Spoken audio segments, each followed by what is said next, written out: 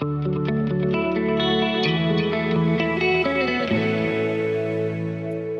and welcome to the Corporate Jet Investor podcast.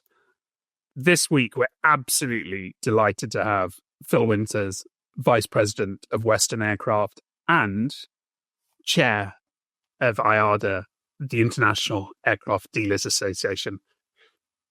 Phil, how are you? I'm well, thank you. Thanks so much.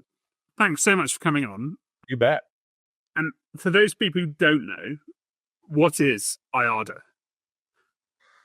Well, IADA is the International Aircraft Dealers Association. IADA has formulated from formerly known NARA, which was the National Aircraft Resale Association. And about 6 years ago, that organization transitioned to IADA with the objective of really setting the global standard for business aircraft transactions. And so the association is the first accredited association for brokers and dealers. So we have accredited dealers that have quite a high hurdle, quite a high bar to get over in order to become members. From time in business to volume of transactions, all the way down to brick and mortar sales teams, et cetera.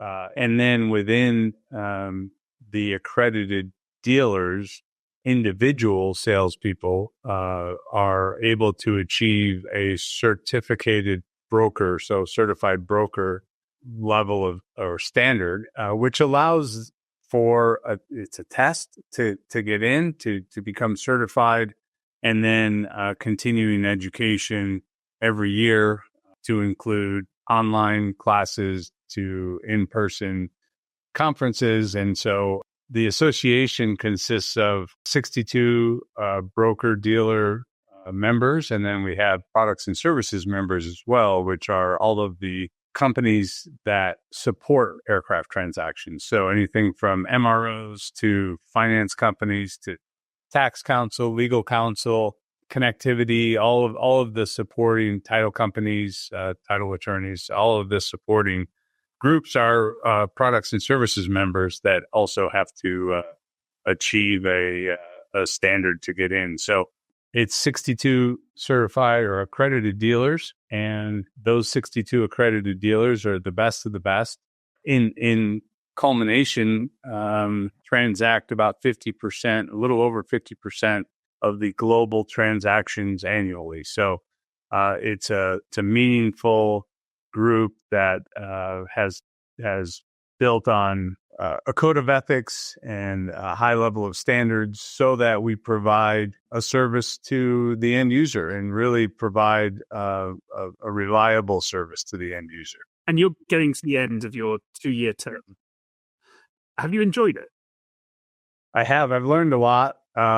It's a lot of work. And, certainly when my name's associated to something, I want to put in my best effort. So put a lot of effort into the association.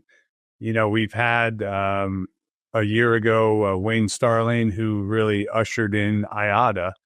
He retired, and so we had to go through the process, the search process and committee process of naming his replacement, and we were ecstatic to find Lucino, who's been in the industry forever. Actually, just celebrated his 70th consecutive EAA Oshkosh event this summer. So certainly well known to everybody in the space. And so we ushered Wayne off the stage and brought in Lou. So that was quite a big hurdle. And then additionally, at the end of last year, did a survey of all of our broker-dealer members to really understand where we need to go in the future. And so we've established with Roland Vincent Associates a strategic committee to help us kind of usher in the next 5 years and what that looks like. So it's been a lot of work. I've greatly enjoyed it. I've gotten to meet and work with some incredible people. We have a board of directors that is just an absolute powerhouse, and everybody is engaged on every meeting. It's like no other volunteer organization I've ever been involved with, where people are actually, board members are actually deeply engaged. And so it just speaks to the quality of people that we have on the board and in the association. Yeah, and Lucino is inspired choice. Unbelievable that, and the amazing thing about Lou is that, I don't know anyone who's got a bad word to say about him. Haven't heard one. It's amazing. What do you think IADA will look like in 5 years' time? Yeah, that's the question, right? I mean, we're really striving to, at the end of the day, to be a reliable resource for buyers and sellers of airplanes, and not have them deal with some of the shady business practices that can be found in any industry. And so that's really the driving vision of the association.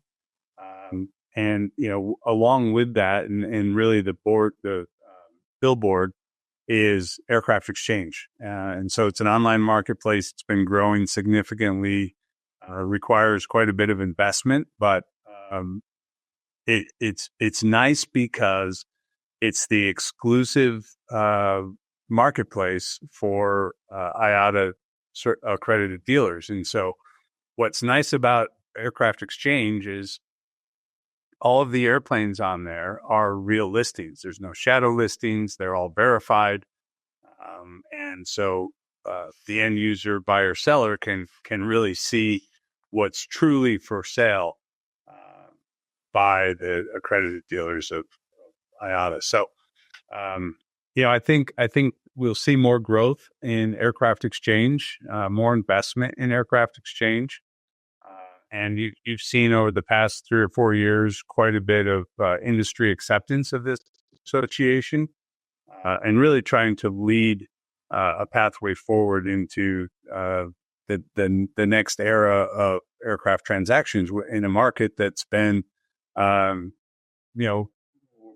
used to seeing kind of 10-year trough to peak marketplace, and we've been close to 13 years since the trough. So the OEMs, and we can talk about that as much as you'd like, but the OEMs there for a 10-year period really didn't produce nearly as many airplanes as they did in the early 2000s. And so it's really shifted the dynamics of the entire marketplace, new and pre-owned.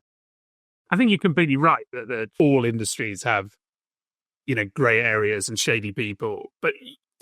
And I guess the problem with aircraft sales is, apart from organizations like IADA, there's no barrier to entry, is there? You just need a mobile phone to say you're a broker. Absolutely right.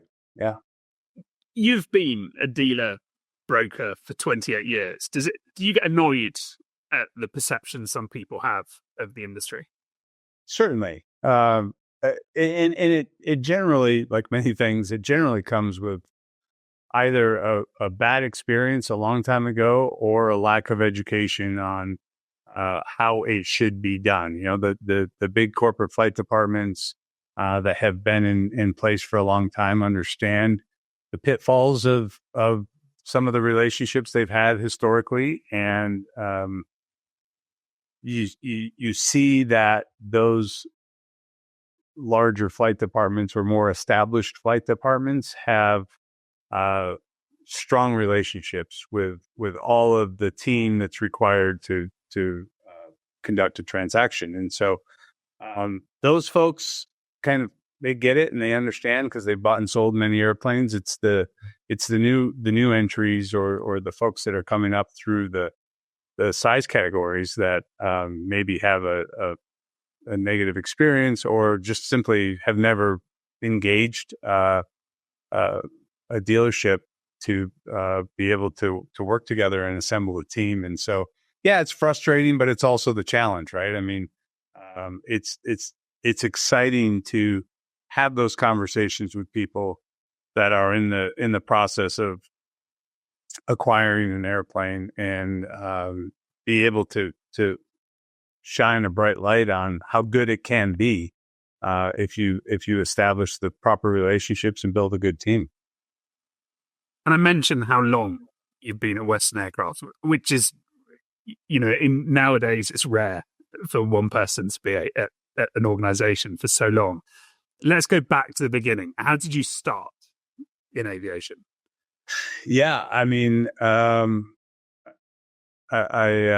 was fortunate. My real intro to aviation. My mother, when I was 10 or 12 years old, was a flight attendant for a little commuter airline in the northeastern United States.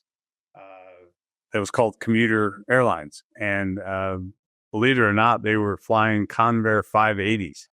And she used to pick me up from school, and we would go on it was upstate New York where we lived. And so we'd go down to New York City and then back in an evening. And so, back in the, early to mid 80s, the ability for me to ride along, sit up in the jump seat in the cockpit, turn on the fasten seatbelt sign, hand out peanuts in the back.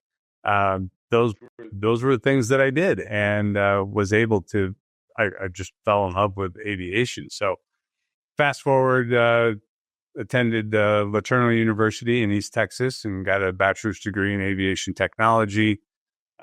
Spent 5 years for a 4-year degree, and got my A&P license and flight instructor, commercial pilot, all of the things, and really wanted to be an airline pilot at the time. Of course, right out of college, 250, 275 flight hours. Really, the only jobs you can take are flight instructor or, tour pilots or banner pilot. And so I moved to Atlanta, where my folks had moved back then. And I was a flight instructor. I was the only flight instructor for a little bitty flight school. I was the only mechanic for that flight school.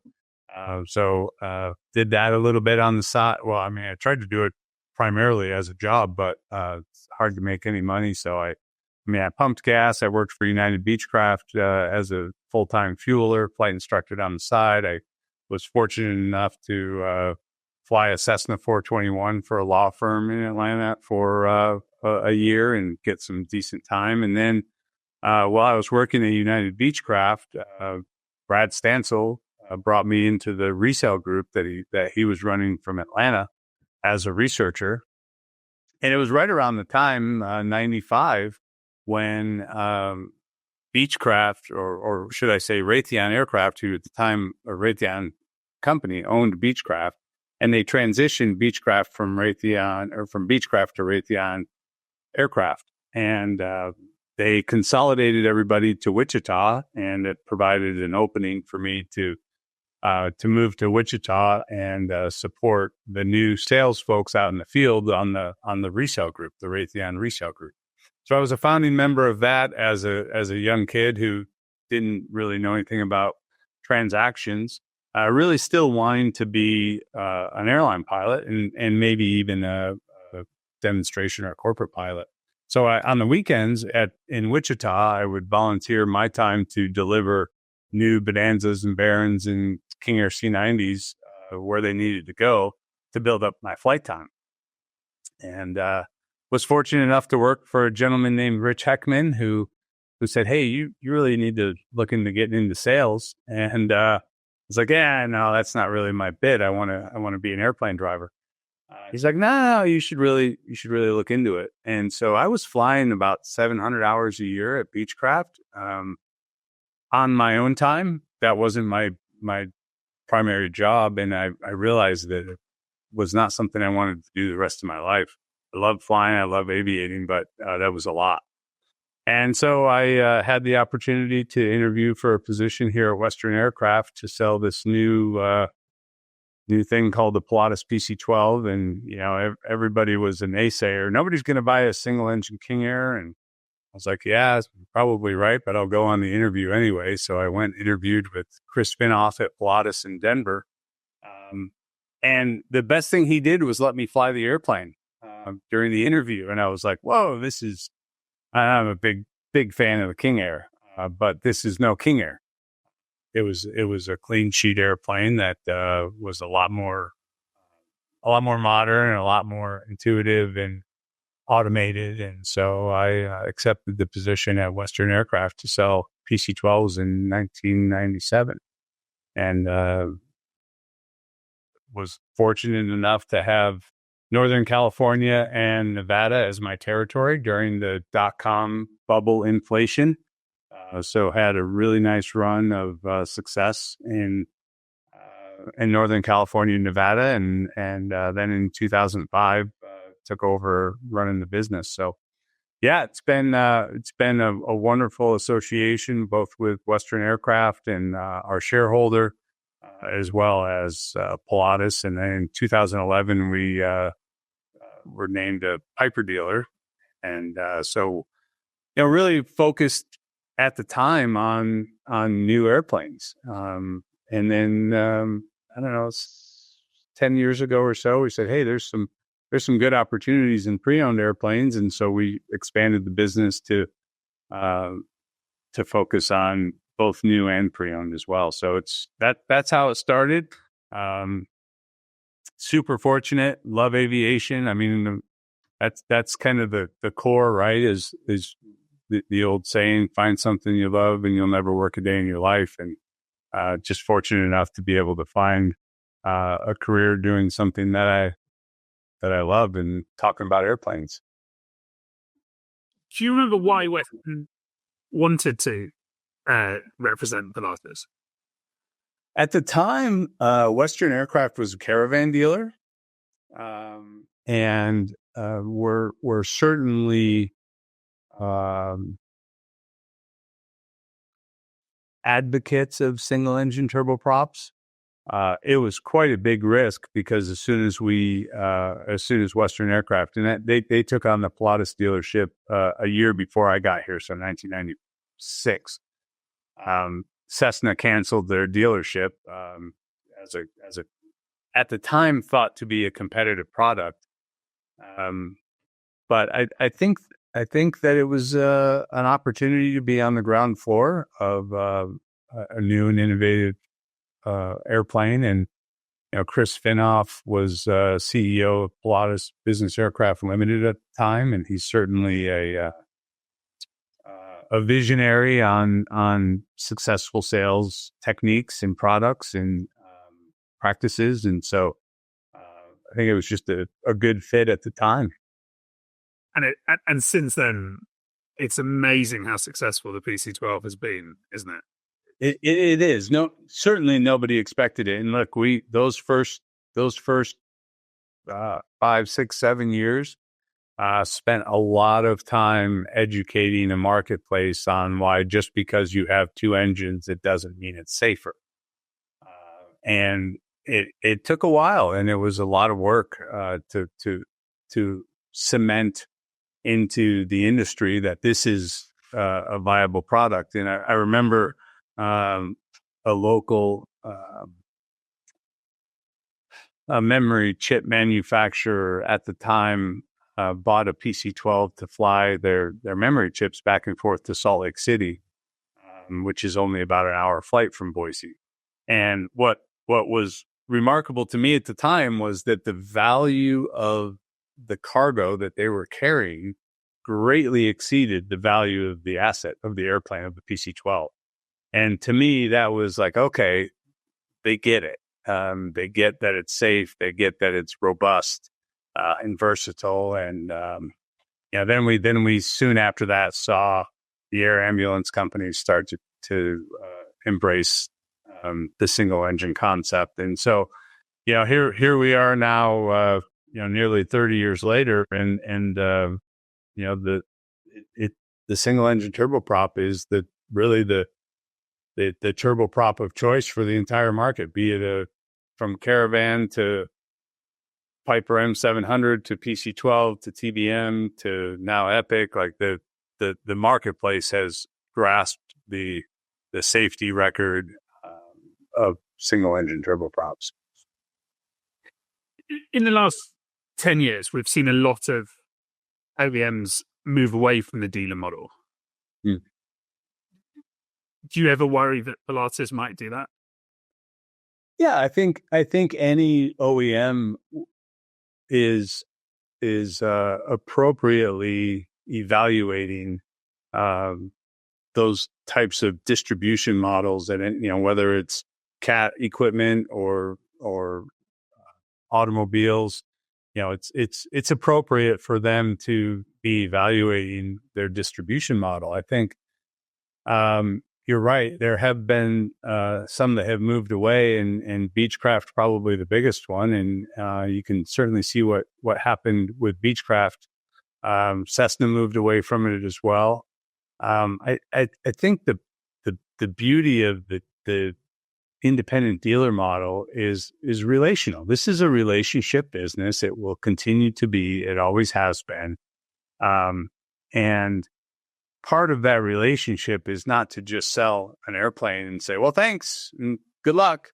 But in fact, that's, in our perspective, that's when the relationship truly begins, because we want to be there to support that new owner through their experience. And these are machines, they break, and we want to be there to take care of them when they do. That's just how it works. And so the relational aspect of a dealership that also provides MRO support services. I mean, we've got 300 employees here at Western Aircraft. We work on everything from Pipers to Gulfstreams, and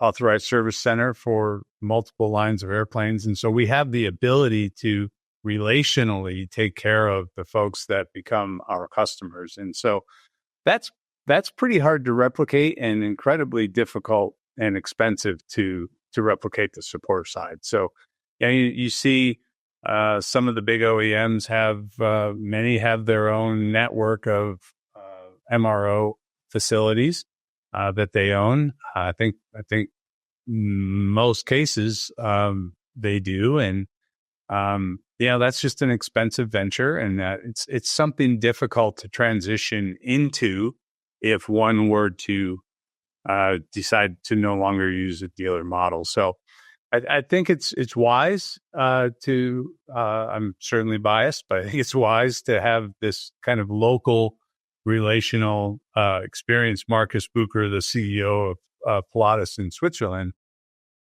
has a saying that I really like. He says, we believe in locals selling to locals.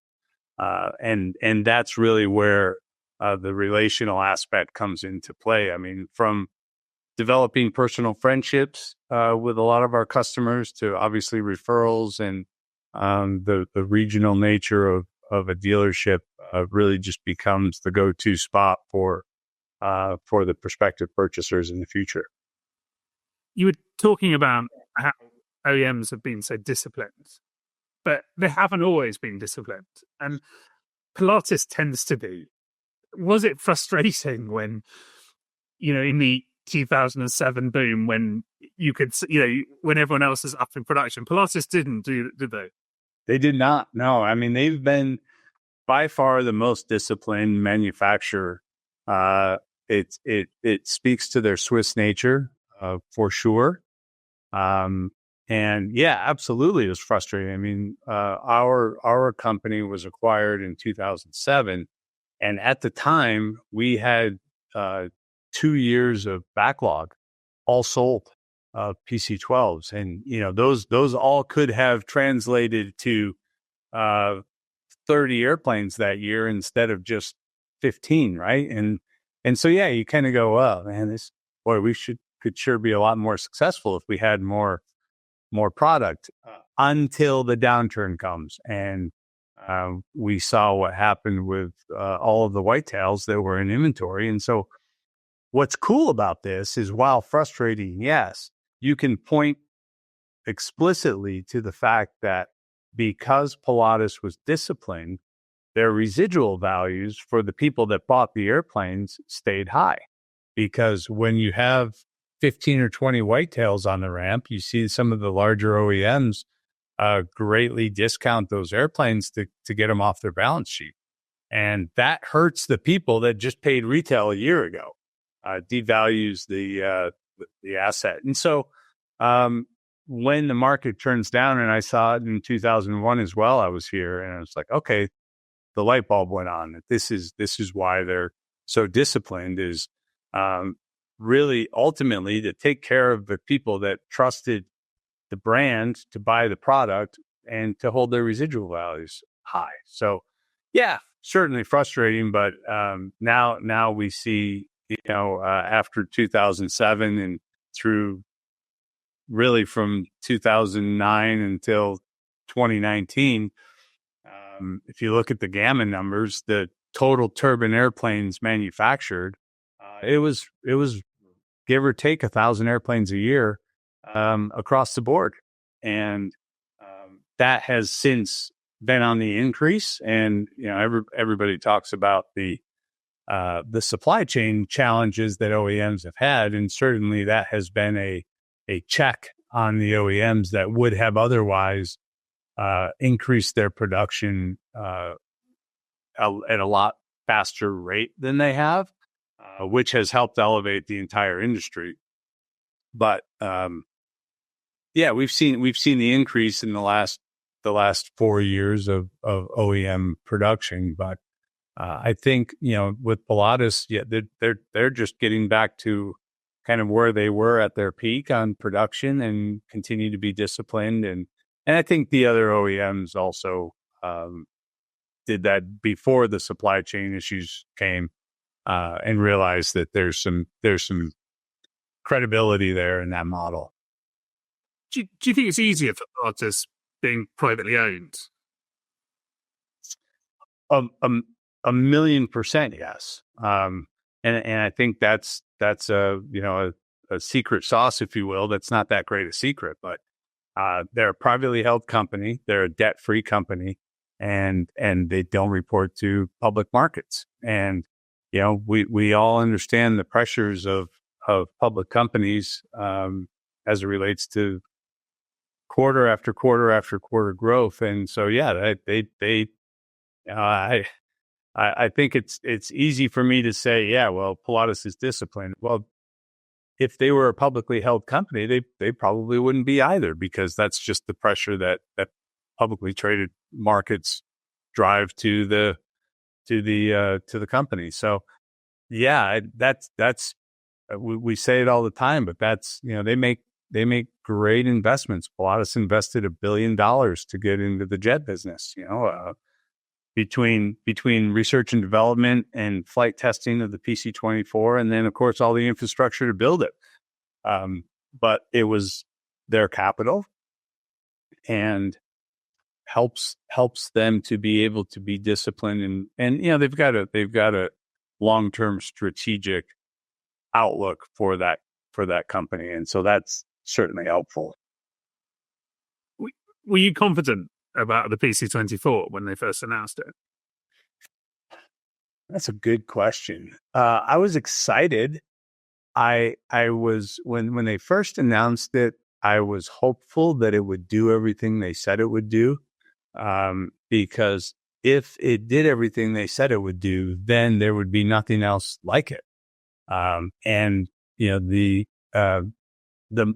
Swiss pride in engineering, I think they've got the market lead in their ability to engineer and then to manufacture what they've engineered, just like they said they would. So that words matter to them and expectations matter. And so, the airplane did what it was supposed to do, and it was revolutionary. I mean, you can talk to the engineers in Switzerland that worked on the PC-24, and they'll tell you that the wing of the PC-24 is as sophisticated as the Dreamliner 787, and so they really do a great job with setting appropriate expectations to the marketplace, and then achieving those expectations. So, to answer your question, if it did what they said it would do, I was very excited. I was excited as an aviator either way. But as a business person, it was critical that the airplane performed to what they announced that it would, and it has. And so it's been an enjoyable progression of the business. Well, one of the biggest criticisms I hear about it is just the backlog. Yeah, it goes back to the discipline in the production model, right? Which is they're going to do it properly. They're going to they Pilatus. They're going to make sure that they get it right, and certainly have had some growing pains or some challenges as all new products do, and so that then drives them to slow down, to throttle back a little bit, and make sure they get things the way they need to be for market implementation. And so they've done that, and we've got a phenomenal product now. Is there a massive difference between a Piper customer and a Pilatus customer? I think so. I think there's, when I started with the PC-12, 75% of the buyers were owner pilots. And in many cases, they were coming out of a Piper product. In many cases, they were coming out of the Mirage or Malibu, and really embraced and were comfortable with that single engine concept.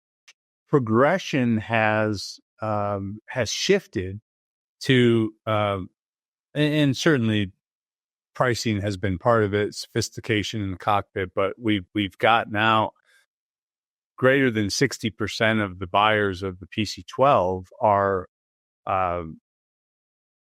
in the back of the airplane. Maybe some of them are like to sit up front, but in general, it's a business use airplane with what we call professionally flown operations. And so when we look at the difference between the Piper and the Pilatus market, the Piper market's high 90% owner flown. And so it's nice that we're able to deal directly with the end user on the Piper side. And the Pilatus side, we are, but not to the same extent. But they're aviators. The Piper market, they're in all cases really, they're aviators, and they have different needs than the Pilatus customers. In many cases, it's a husband and a wife and maybe a couple of kids, maybe not. So certainly it fits. I always make the analogy of the 911 Turbo on one side of your garage and the Suburban on the other side, and they do different things. You don't take the kids' team to soccer and road trips in the 911 Turbo, right? So, they're different missions, and they're different levels of how they're going to use the airplane. Is it too simplistic to say, is it easier to sell a Piper? By the time someone contacts you, they've pretty much decided they need it or they want it.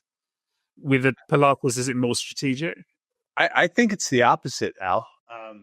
I think that in many cases with the Piper buyer, especially in the M350 and M700, which is really what we focus on, they're stepping into the biggest airplane they've owned, the most complex airplane they've owned, probably the most expensive airplane they've owned.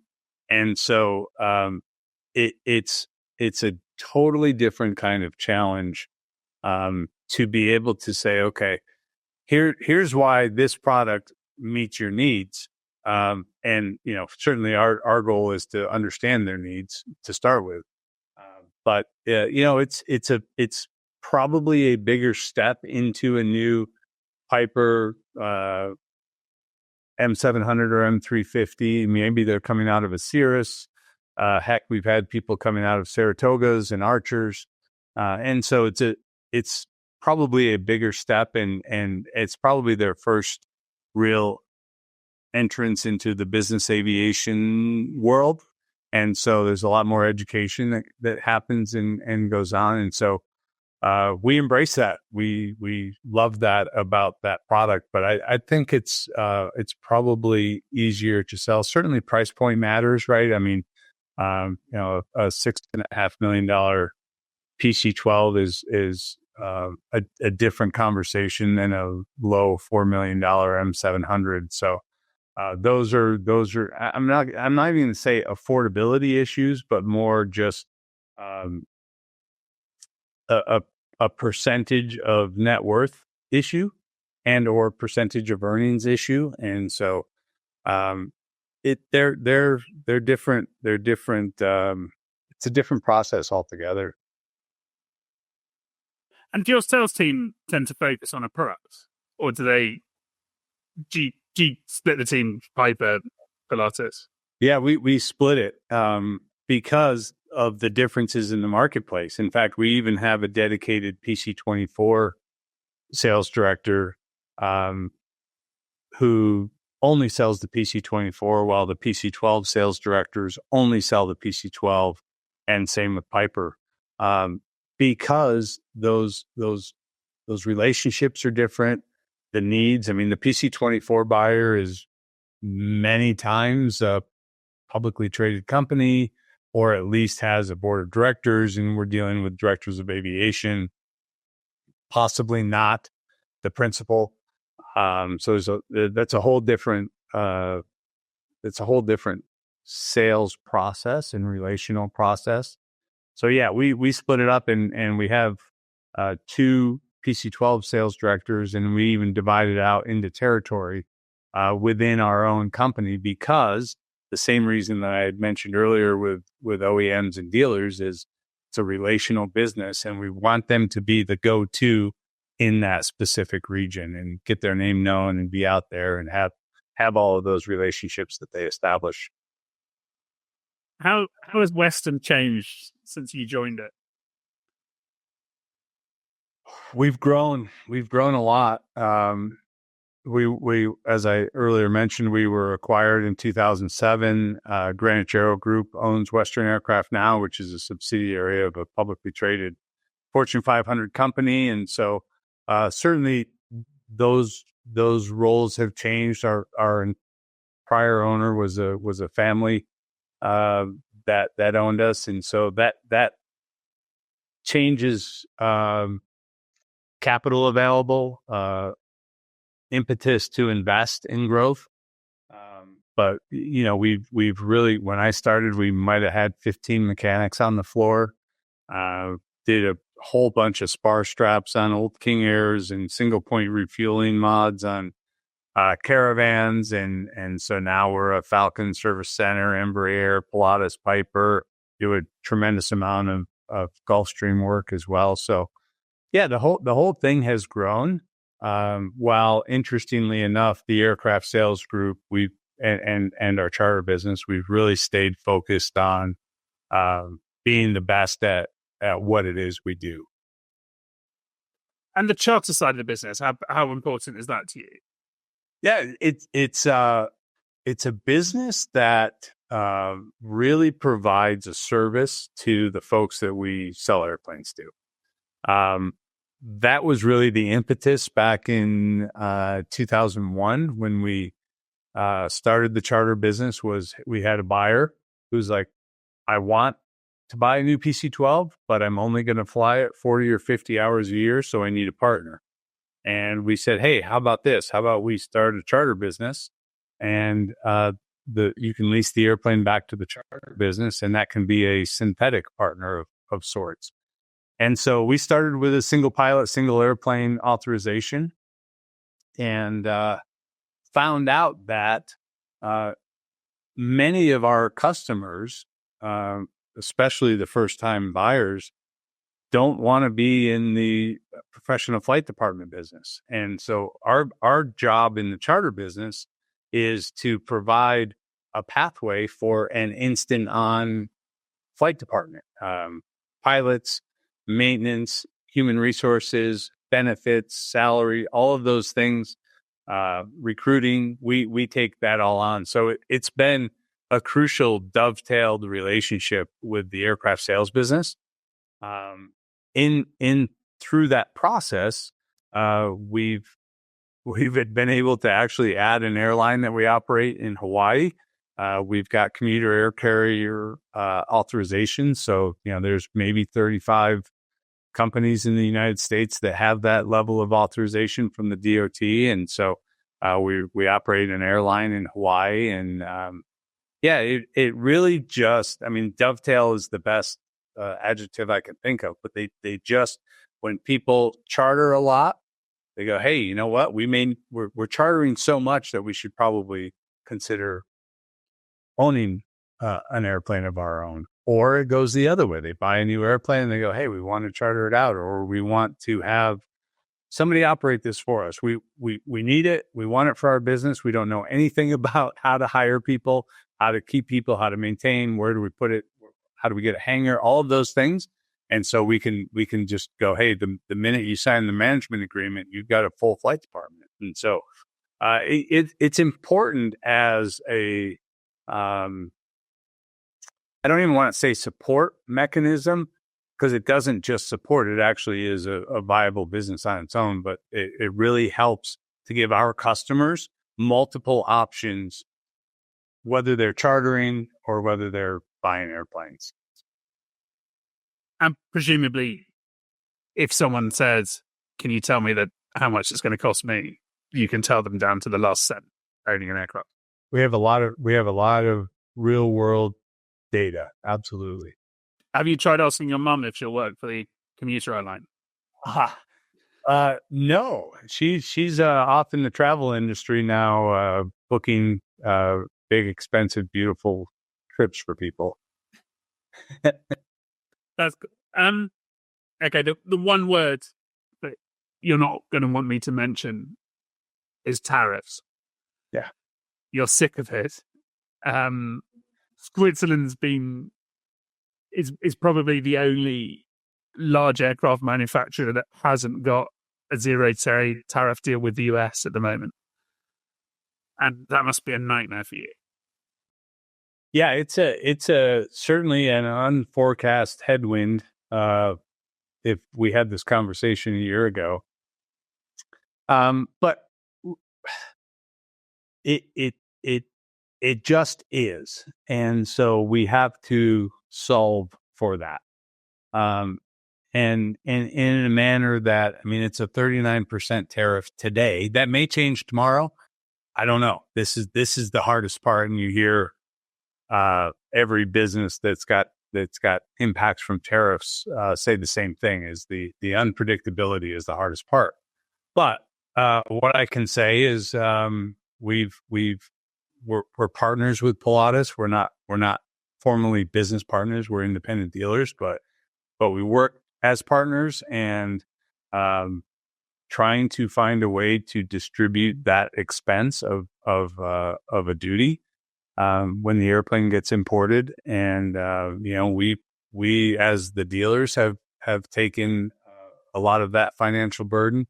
The OEM certainly has taken a lot of that financial burden, and unfortunately, the end user has some of that as well. And so, all we can do is look at how do we get there from here. We have a problem, we have to solve for it. We can't just turn off the lights and walk away and go, well, that was fun.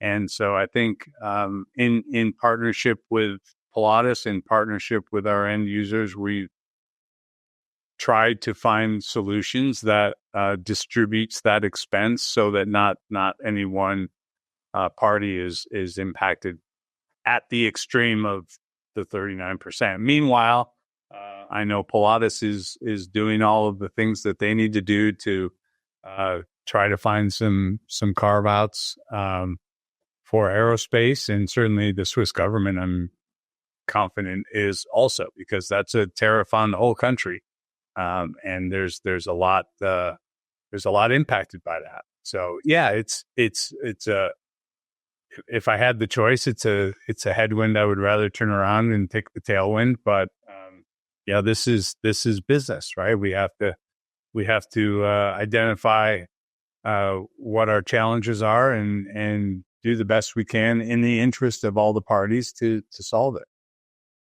And I'm guessing that quite a lot of your customers are probably also lobbying. There's quite a lot of influential Pilatus owners out there who are probably also doing their bit. Absolutely. And in all of those customers, in their businesses, they're dealing similarly. So this is not exclusive to aviation, right? And so whether they're exporting, importing, manufacturing, I mean, there's hardly a business that to some degree isn't impacted by tariffs. So I think that helps. If it was only a tax on aerospace products, that would be really difficult to make sense of. But we're all learning about tariffs, as I have mentioned. I never knew anything about tariffs. Frankly, we've enjoyed a free trade. Aerospace has enjoyed a free trade agreement globally since 1979.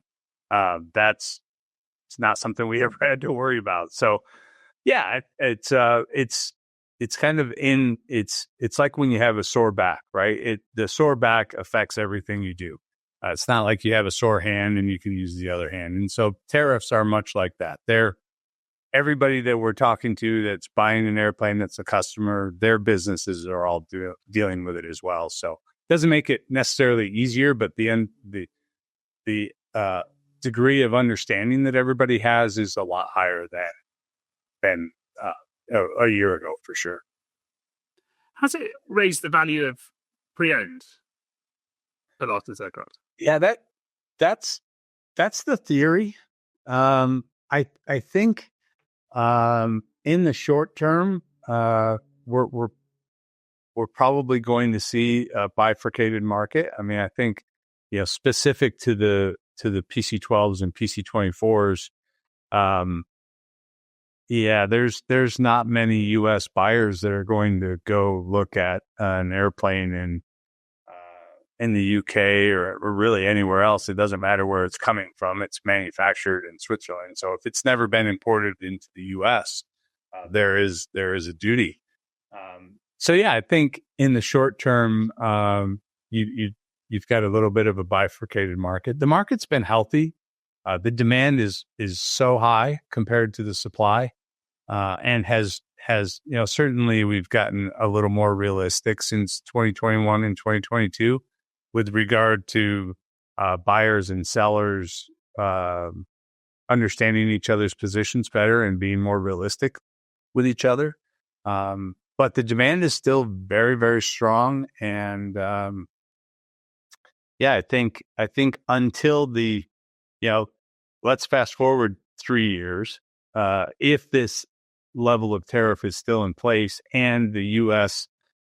inventory slowly sells down because nobody's importing airplanes anymore, then you could really see a big effect. But right now, I think you've got rest of world transactions happening and then U.S. transactions happening, and it hasn't made a notable impact on values because the demand is so high, the supply is relatively fixed, and the prices have been quite stable now for the last 2 years since we kind of came off that peak of 2021 and 2022. So yeah, it will certainly be interesting if we're still in this position 3 years from now, what that does to markets. But I think we will be, and I guess that's the other reason that you could be a clever buyer trying to get one now, and by the time the deal's closed, the tariffs could have ended. Absolutely, I agree with you. By the way, I don't think that 39% specific to Switzerland is sustainable for Switzerland and for imports into the U.S. That needs to change, and I'm hopeful, and I always say hope is not a plan, but that's kind of all we can do at this point is trust in the people that are charged with negotiating these trade agreements to do the best thing and come together and make a deal. The other threat for Pilatus for a long time has been the Cessna Denali. Mm-hmm. Do you have any thoughts on that? Well, sure. I mean, I think it's the greatest compliment that one could receive is imitation. And it's a product that I think will ultimately expand the marketplace. We've been talking about Denali now for quite some time. Will it be competitive? We'll see. We'll see when it gets certified. We'll see what the pricing is. We'll see what the marketplace thinks about the clean sheet engine design. But at the end of the day, I think competition's healthy. I mean, look, we've got a PC-12 Pro that's beginning deliveries any day now. That is a Garmin-based G3000 Prime platform that I don't know if that would have happened if it weren't for Denali. So, you look at competition as ultimately being healthy for the end user. So yeah, I think ultimately it expands the marketplace. But it's really hard to know until it's in the marketplace. I mean, at the end of the day, that's the trick is get the airplane certified, get it out there. The PC-24, when it first came to market, one of the smartest things that Pilatus did was they gave the first airplane to PlaneSense. And George Antonitis and his company flew that airplane 1,000 hours in the first year. And when most PC-24 operators are probably going to fly 250, 300 hours a year. And so that is a lot of cycles, a lot of hours in a short period of time. And it really helped to identify once an airplane, no matter how much testing we do, once it gets out into the real world, you can only simulate real world operations so much during the flight test certification process. And so, I think with all products, new products, we'll see once it's out in the world and being operated and does it do better than it was supposed to do? Does it not meet up to what it was supposed to do? It's hard to know, but I think it's a difficult question to answer until that airplane's certified and out in the marketplace. But to step back from a macro perspective, I think it's good for the single engine turboprop space, and I think it helps expand the market. You've obviously loved being at Western. You wouldn't still be that. What advice would you give to someone wanting to get a job in aviation or aircraft sales? Well, to understand aviation is I think critical. There are successful leaders of companies in the aircraft sales space that are not pilots. I think it's certainly possible. I think that understanding aviation, operating, and being able to speak the language is a critical component. All of our sales directors fly all of the airplanes that they sell. But then once one gets into sales, I think the best advice I would give people that were starting a new sales career is your job exists to solve problems of the people that you're talking to. So it goes back to the, sell me this pen. That we're not here to sell people things. We're here to solve their problems. And the best way to solve somebody else's problems is to one of our former coworkers, he's since retired, but he used to say, God gave you 2 ears and 1 mouth for a reason. And it's to listen.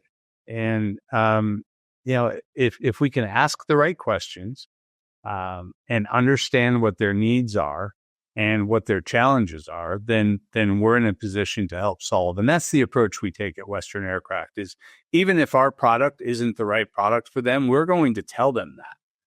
It turns out transparency, honesty drive credibility.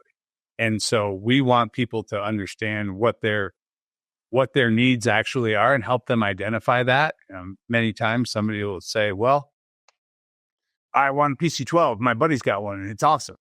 Cool. Well, talk to us about what are your missions? What are your budget constraints? What are all, a whole list of questions to get them trying to really think through what their challenges are. And in many cases, make no mistake, they've already done all of this homework. It's not, we're not inventing gravity here, but to help them understand what their needs are. And sometimes it's, hey, this isn't, you go to Hawaii once a month, you probably need to be looking at least the super mid-sized jet. This doesn't solve it for it. Or, hey, we go to Hawaii once a year. Cool. Charter a Gulfstream. We go to Hawaii once a year. That's great. So, just trying not to listen more than you talk is probably the cornerstone best advice I would give somebody once they're starting in the space. And if someone's coming in to the industry to buy an aircraft, what advice would you give them? Well, to buy an airplane, we want to understand what the needs are. And so the best way to do that is to look at this list of IATA-accredited dealers and start talking to them and say, hey, you really need a team in order to transact on an airplane. And that team is coached by the dealer, by the person that's really going to be in your corner.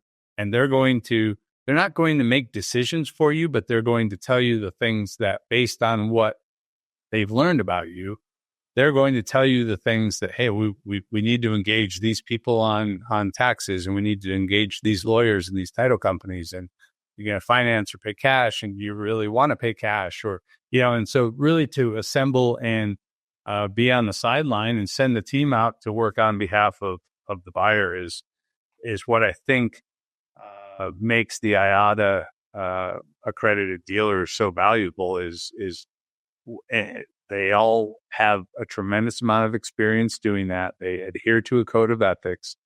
They continuously educate themselves, and ultimately, we work together all the time with other IATA dealers to help find and solve those needs. Maybe they think they want a new PC-12, and we say, no, you need a super mid-sized jet.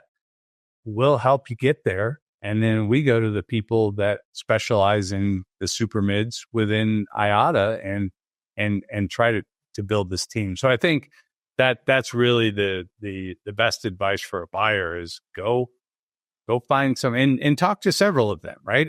Interview people. You've got to have a good chemistry. You've got to have a good mutual belief in each other to be able to hire that coach to go run the plays and get the needs met. I'm impressed how you've not IADA into the answer about 20 times. Phil, I believe it. I genuinely I believe it. I get paid exactly $0 for working with that association, and I wouldn't do it if I didn't believe in it. And so, it helps. And that brings us on to your final question. You've been here. You've been doing it 2 years.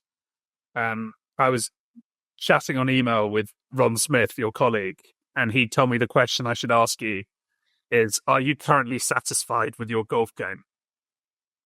I am not currently satisfied with my golf game. That's probably the one thing that's sacrificed. That, and with having teenagers, takes away from the golf game as well. But no, I'm looking forward to maybe 5 or 6 extra hours a week to try to get out and practice a little bit more. And you should never talk to Ron Smith, Al. That's a dangerous venture. Thanks so much. It's an absolute pleasure having you, and you're probably one of your last interviews as IADA chair, but not one of your last ones at Western Aircraft. Thanks so much. Thanks for having me. Appreciate it.